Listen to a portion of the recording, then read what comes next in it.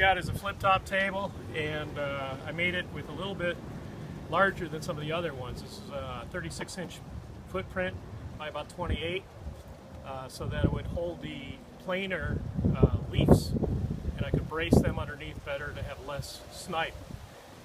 I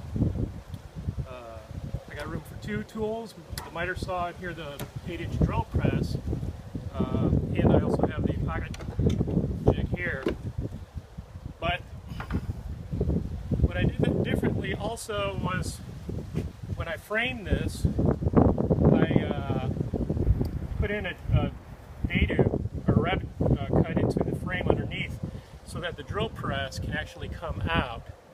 This actually is just bolted to this piece of wood, or this piece of plywood, 3/4 inch plywood, and then I can put another one in like a grinder or a vise or other tools.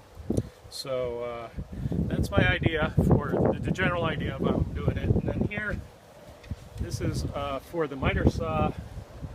All I did is I used a little shelf bracket that can hook into the sideboard here. Another one over here.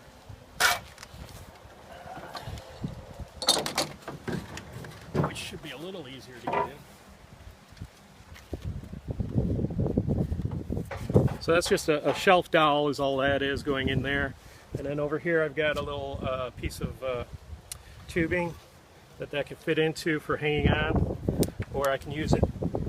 There's another piece right here for the outfeed table to, or leaf to hang on to. If I can get it in there. And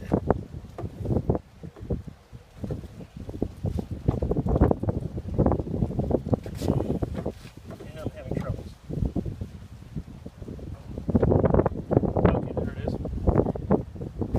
And then that, of course, would be supported with just a leg going into a little brace here.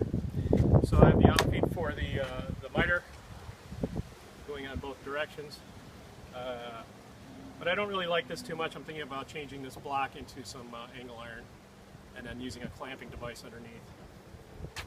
So that's it. That's my flip top table. I hope you guys like it. And thanks to Patrick for his design on the Vortex vacuum. I stole his ideas completely. It works great.